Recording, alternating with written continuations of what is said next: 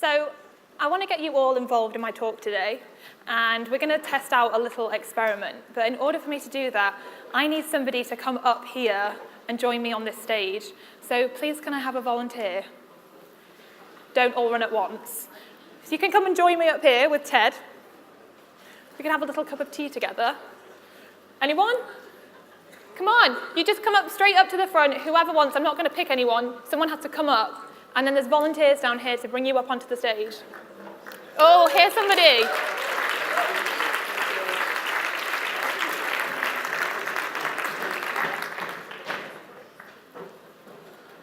It's a bit of an obstacle course, I think.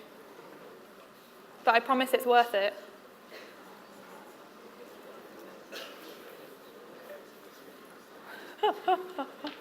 Poor person.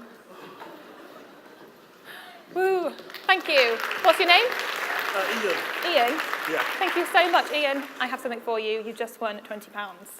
There you go, there you go. Thank you so much. You can go and sit back down now. Big round of applause.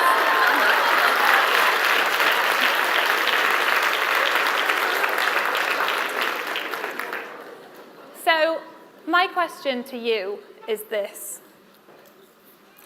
Why didn't you volunteer? What stopped you from coming up here? My guess is it was probably for one of these reasons. Fear. Fear of coming up here in front of nearly 1,000 people. It's pretty damn scary. Or maybe it was fear of the unknown because you had no idea what I was going to get you to do. And maybe you thought, oh God, she's going to ask me to do something. I'm not going to be able to do it, and I'm going to look like a complete prat. Or maybe it was because of obstacles. There are quite a lot of obstacles in this room. Maybe you're so far at the back and you just thought, oh my goodness, I am so far away, it's dark, there's lots of tables in my way, I'll probably fall over someone like a fool, and I just can't do it, it's too difficult, someone else will have to volunteer for me. Or maybe it was just that it was lack of motivation. Maybe you just couldn't be bothered to move and come up here.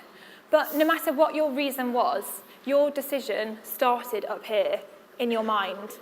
Because the moment I said, please can I have a volunteer, thoughts will have started flooding into your mind. That little voice inside your head would have started talking to you. And maybe for some of you, it was saying, oh God, what is this girl going to get us to do? I don't want to go up there. Please don't make us do anything really stupid.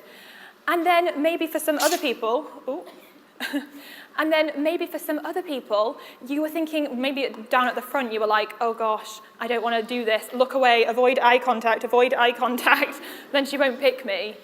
And then maybe for some of you, the moment I said, please can I have a volunteer, maybe fear and doubt and worries just flooded through you at the prospect of actually coming up here, in front of so many people. And then, for those of you that did volunteer, you were thinking something entirely different. You were thinking things maybe like, ooh, she wants to volunteer. I wonder what she's going to get us to do. How exciting, I'm going to do it. Or maybe some of you thought, oh my gosh, this is really awkward. No one is volunteering, so I'm going to have to step up and do it. But for those of you that didn't volunteer, you missed out on the chance to win £20. But this experiment isn't about the money. This experiment demonstrates the power of your mind. The fact that what is going on up in your head has such a huge impact on the actions that you take, on the decisions you make, and the things that you experience. And it's not just in silly situations like this where people miss out on amazing opportunities. People are missing out on incredible opportunities all of the time because of what's going on in their head, because they are making bad decisions based off a really bad frame of mind. You know, those kind of self-limiting thoughts like, I can't do that, or I'm not good enough, or I don't have the time or the money. Or maybe it's that you think, I can't be bothered, I'll just do it tomorrow. But then you never do it. And so these wonderful ideas and these incredible potentials stay locked up inside, and you never do anything with them. And that is exactly what was happening to me a few years ago. It was the summer of 2005, and I'd just finished studying my first year of law at the University of Birmingham, and I had completely run out of money.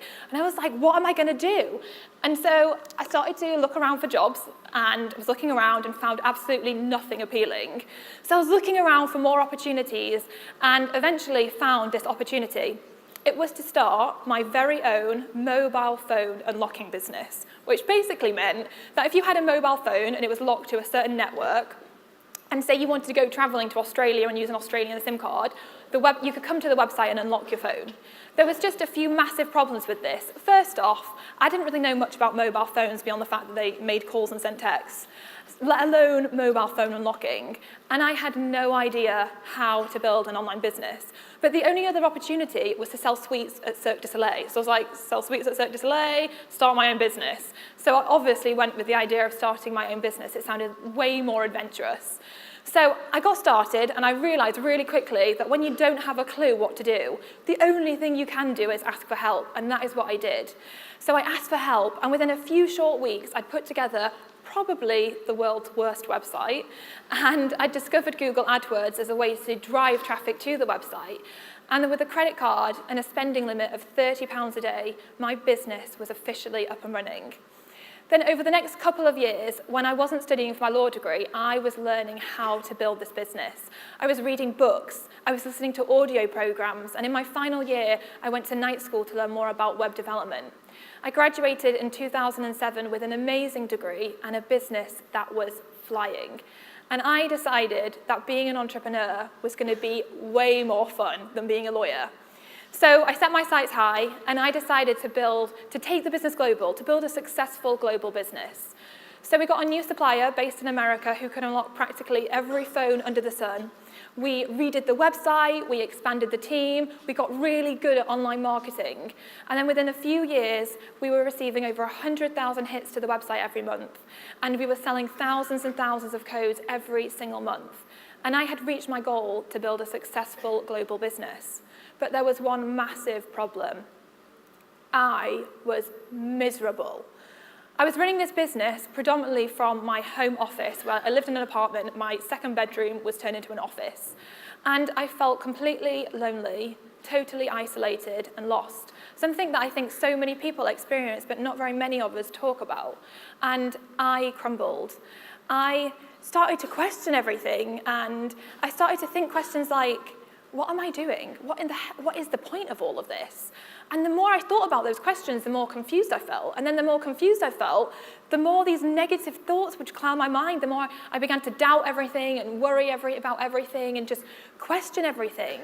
And as the months rolled by, I became more and more negative, more and more self-defeatist. And literally, this positive, optimistic, and go-get-it person that I once was had just disappeared.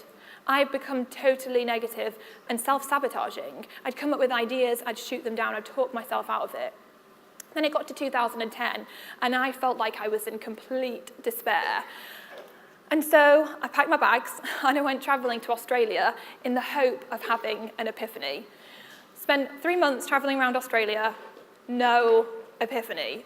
And I was just like, what am I supposed to do? So then I came back to the UK and felt even more miserable than before because all of my problems were still waiting for me and the weather was rubbish.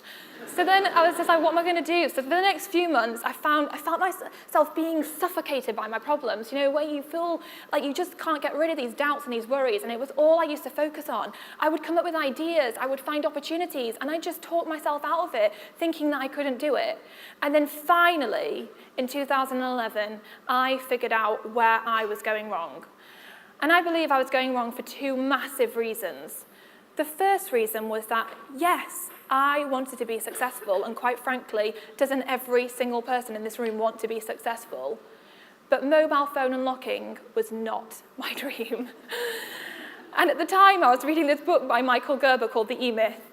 And in The E-Myth, there's this chapter on primary aims.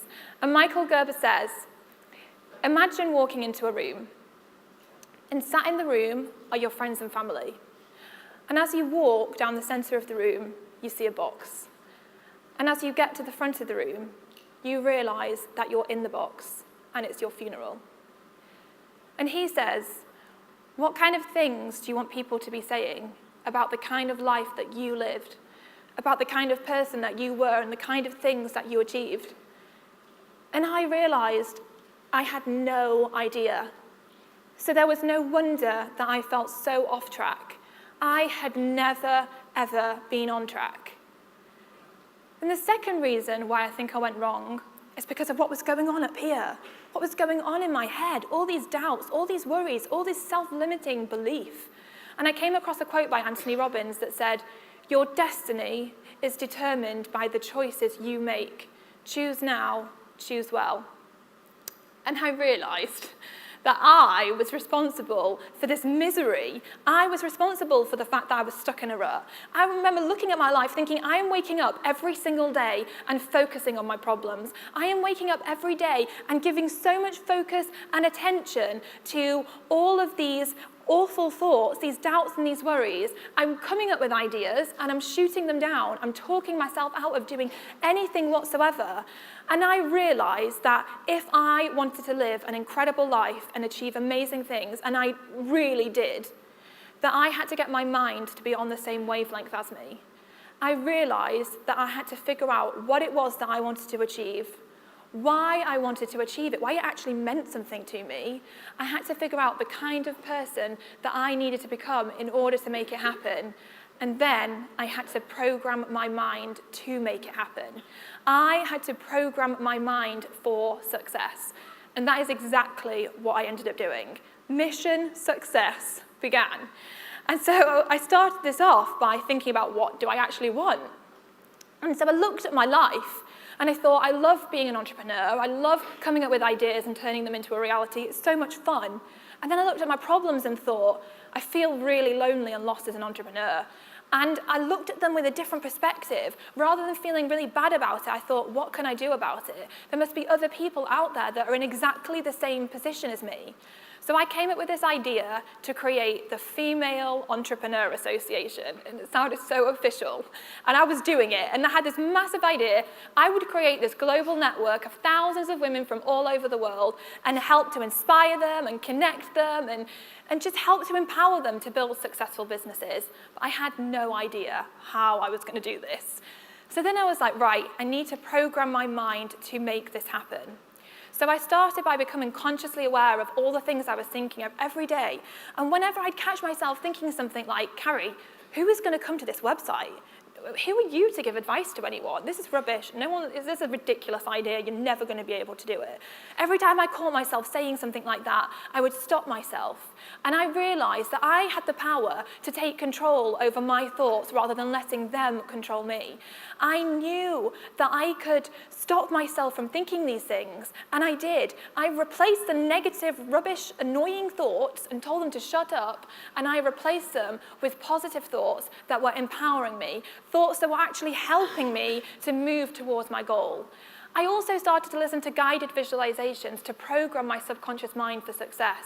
And I got really into doing visualizations, vividly picturing what I wanted to achieve, seeing it happen, and then feeling it happen like it was happening right then and there, just like all the top athletes do. I got so clear on what I wanted to make happen. And since then, my life has totally changed. I've built one of the largest online networking groups for female entrepreneurs with over 100,000 women involved. And then I came up with this crazy idea to launch a digital magazine, which then became the fastest growing digital magazine for female entrepreneurs. And when I created it, I made this wish list in my mind of all the people I wanted on the front cover, these best-selling authors, these incredibly successful entrepreneurs. I had no idea how I would make it happen, but I was so convinced it would. I then put their faces on mock-ups of the front cover, printed them off, and stuck them on my goal board and just visualized them being on the front cover, visualized what it would feel like the moment I would send out an email to my network and I could say to them, hey everyone, this person's on the front cover this month, how exciting.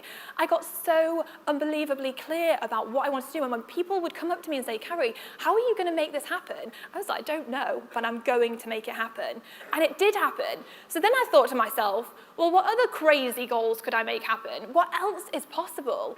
So I set more crazy goals for myself. I was like, hell, I want to go to Buckingham Palace. I want to go to the House of Lords. I want to speak at the House of Commons. And I set more crazy goals for myself.